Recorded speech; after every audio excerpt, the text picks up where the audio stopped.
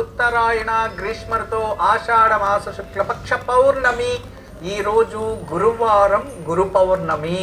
విశేషమైన రోజు. మనకి ప్రతి సంవత్సరం గురు పౌర్ణమి ఉంటుంది. ఆషాఢ మాస పౌర్ణమి, గురు పౌర్ణమి.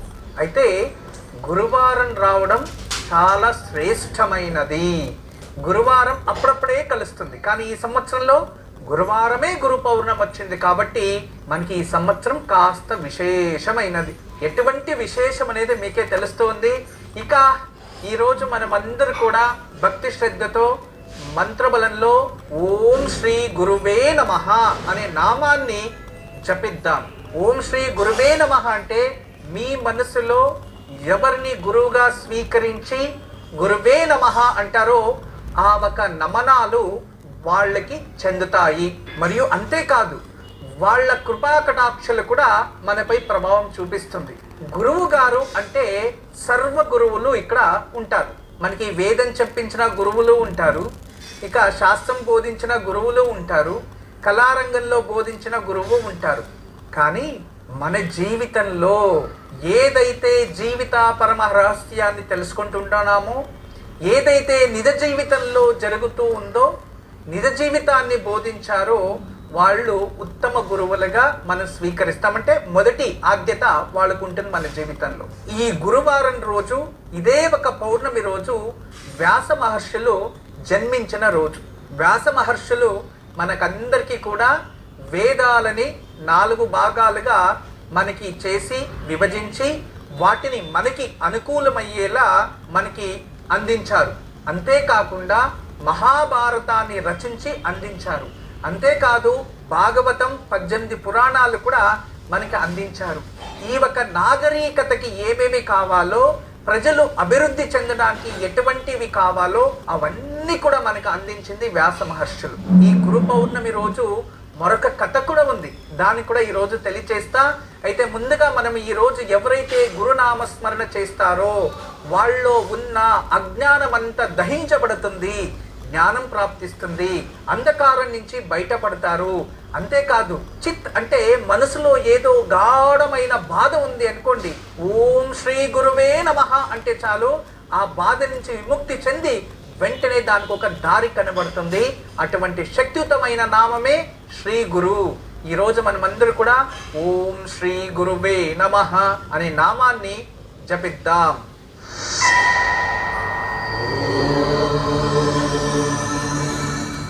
ఓం శ్రీ గురువే నమః.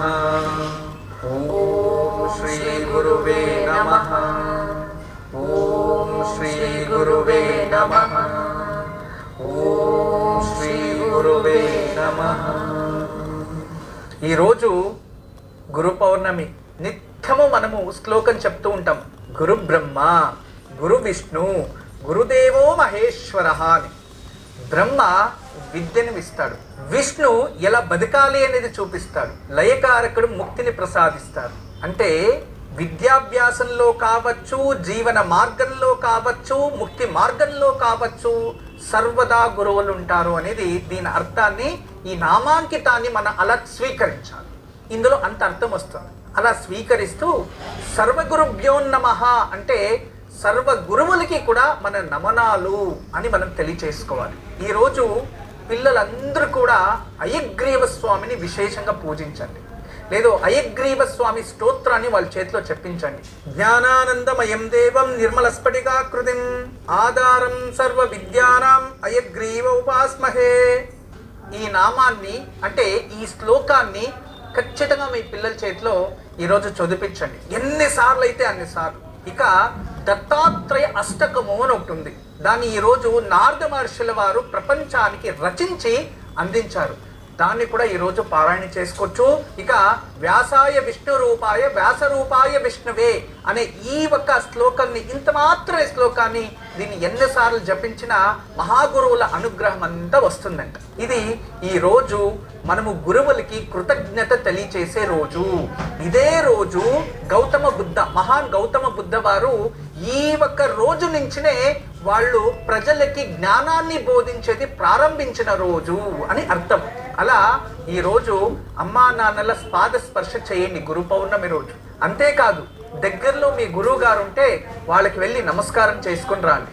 లేదు గురువు గారు స్వర్గస్థులైంటే వాళ్ళ పేరులో వాళ్ళ ఫోటో పెట్టి ఈరోజు పూజించండి. గురు స్థానంలో ఉన్న వాళ్ళందరూ కూడా వాళ్ళని మనం పూజించవచ్చు. ఇప్పుడు మనకి శృంగేరి జగద్గురువులు, అదే విధానంగా మఠాధిపతులు, అదే విధానంగా రామానుజాచార్యుల అనుచరులు గురువులు, వీళ్ళందరినీ కూడా ఫోటో పెట్టి రోజు మనం పూజించవచ్చు, తప్పలేదు. ఎవరైతే గురుతత్వాన్ని బోధిస్తూ ఉన్నారో, ఎవరైతే గురువుగా ప్రచారం పొందుతూ ఉన్నారో, ఎవరైతే గురువులుగా జనాలకి హితవచనాలని తెలియచేస్తున్నారో, వాళ్ళ జీవితాన్ని మంచి దారికి తీసుకెళ్ళడానికి ప్రయత్నిస్తున్నారో వాళ్ళందరూ కూడా గురువులే. అటువంటి గురువులు సజీవంగా ఉన్నా లేదా వాళ్ళు స్వర్గారోహణ చేసి ఉన్నా వాళ్ళని మనం పూజించవచ్చు, దైవలుగా మనం భావించవచ్చు. ఇది మన సనాతన ధర్మంలో ఉన్న ఆచారమే. అందువలన మీరు వాళ్ళకి ఈరోజు కృతజ్ఞత కోసం పూజించండి. గురు అనుగ్రహం ఉంటే ఎన్ని కష్టాలన్నా దూరం అవుతాయి. ఈరోజు మీకు అందరికీ ఒక తెలియచేస్తా వినండి. మనకి మన కర్మ వల్ల లేదా ఇంకేదో దాని వల్లనో దేవతలంతా శత్రుత్వం చేసుకున్నా, నవగ్రహాలన్నీ శత్రువులు అయిపోయినా, ఇక వాళ్ళు మనపై యుద్ధం చేస్తున్నారు లేదా పూజ చేస్తే స్వీకరిస్తలేదు అంటే దేవతలకి కోపం వచ్చినా, గ్రహాలకి కోపం వచ్చినా, గురువు మనతో ఉంటే వాళ్ళు ఏమీ చేయలేరు. అదే గురువు శాపం మనపై ఉంటే, గురు అనుగ్రహమే లేకపోతే, గురువు మనకి శత్రువయ్యాడు అనుకోండి, మీరు ఎన్ని దేవతలు పూజించినా, ఎన్ని గ్రహాలు పూజినా, ఎన్ని యజ్ఞయాగాదులు చేసినా కించిత్ ఫలం కూడా రాదు. గురువుని ఎదిరించడానికి దేవతల వల్లనే అవ్వదు. అటువంటి శక్తి గురువులకు ఉంటుంది. సాక్షాత్ పరమేశ్వరుడు పూర్వంలో ఆది యోగిగా ఉండేటప్పుడు ఆయన హిమాలయ పర్వతాల్లో ఉంటాడు. దాని ఆది కైలాసం అంటాం. మనకి వివాహమైన తర్వాత పార్వతీ సమేతంగా ఉన్న కైలాసం వేరు, ఆది కైలాసం వేరు. ఆది కైలాసం మన భారతదేశంలో ఇప్పుడు ఉంది. ఆది కైలాసము అంటే శివుడు సతీదేవిని వివాహం కాక ముందున్న కైలాసం, అది భారతదేశంలోనే ఉంది. దాన్ని ఆది కైలాసము అంటాము, ఓం పర్వతం అని కూడా అంటూ ఉంటారు. అయితే ఆ ఒక కైలాస పర్వతంలో ఆ పరమేశ్వరుడు ఉన్నాడు అని తెలుసుకొని సమస్త ఋషిమునులందరూ కూడా వెళ్తారు ఆ ఒక కైలాస పర్వతానికి. వెళ్ళి ఆ భగవంతుని దర్శనం చేసుకోవాలని ఎన్నో రోజులు అక్కడ కూర్చొని గాఢంగా తపస్సు చేస్తూ చాలా మంది శివుడు కనబడలేదు అని అంతా వెళ్ళిపోతే కేవలం 7 మంది మాత్రమే అక్కడ కూర్చొని పరిపూర్ణమైన ధ్యానంలో మగ్నమై ఉంటే ఆ ఒక్క పరమేశ్వరుడు ప్రత్యక్షమై వాళ్ళకి సకల విధమైన విద్యలని బోధించి శాస్త్ర జ్ఞానాన్ని తెలియచేసి వాళ్ళని ఈ లోకానికి సప్త ఋషువులుగా వాళ్ళకి పైన తారామండలంలో వాళ్ళకి ఒక స్థానాన్ని అందించిన ఒక గొప్ప రోజు ఈ రోజు. ఇది పరమేశ్వరుడు వాళ్ళని సప్త ఋషులుగా స్వీకరించిన రోజు అని అర్థం. అంటే ఈ రోజు ఎంత పవిత్రమైందో ఆలోచించండి. అంతేకాదు గురు పరంపరలో ఈరోజు ఆ గురువు వాళ్ళ పూర్వ గురువుల్ని పూజించడం, ఆ గురువులు ఎంతమంది ఉంటారో వాళ్ళందరినీ కూడా ఈరోజు గురువులో మనం చూడొచ్చు అనే ఒక దృష్టితో శిష్యులందరూ కూడా వెళ్ళి వాళ్ళ పాద పూజ ఇటువంటివి ఆచరిస్తూ ఉంటారు. అయితే మన జీవితంలో మనకి ఎవరు మంచిది బోధించినా, ఎవరు మంచిది చెప్పినా, మనతో ఉండి ఎవరు మనకి బుద్ధి నేర్పించినా వాళ్ళని గురువుగానే మనం స్వీకరిస్తాం. అందువలన ఈరోజు గురు పౌర్ణమి రోజు మీరందరూ కూడా జీవిత మార్గాన్ని, జీవిత గమ్యాన్ని, జీవిత సత్యాన్ని బోధించి మీ జీవితం ఇది అని ఎప్పుడైతే మీతో తోడుండి మీ జీవితం నడిపించారో వాళ్ళందరికీ కూడా కృతజ్ఞత తెలియచేసి వాళ్ళకి నమస్కరించి వాళ్ళని మనసులో ధ్యానం చేయండి. వాళ్ళ కరుణా కృపా కటాక్షలు మీపై ఉంటాయి. గురు దృష్టి ఉంటే ప్రపంచాన్ని కూడా మనం జయించవచ్చు. అటువంటి శుభమైన రోజు ఈ రోజు. అందువలన అన్ని గురువులకి కూడా నమస్కరిద్దాం. ఇంకా గురు పౌర్ణమి గురించి చాలా విశేషాలు ఉన్నాయి.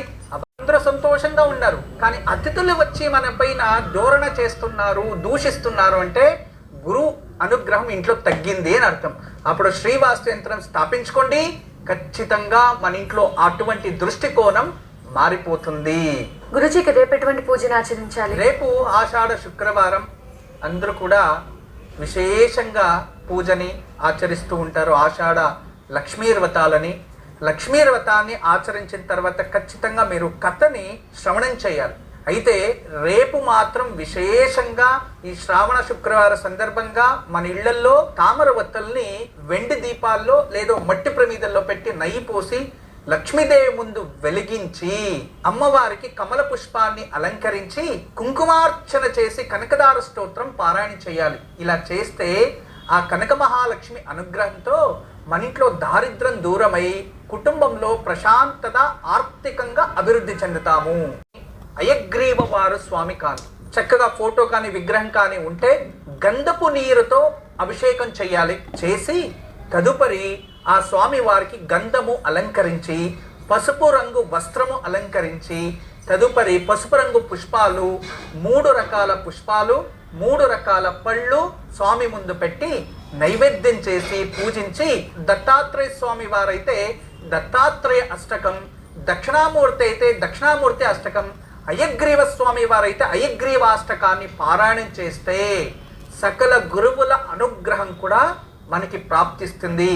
ఇవేమి చేయలేని స్వామి, శక్తినే లేదు మాకు అంటే దగ్గరలో ఎక్కడైనా గురు దేవాలయానికి వెళ్ళి గురువుని దర్శనం చేసుకొని రండి.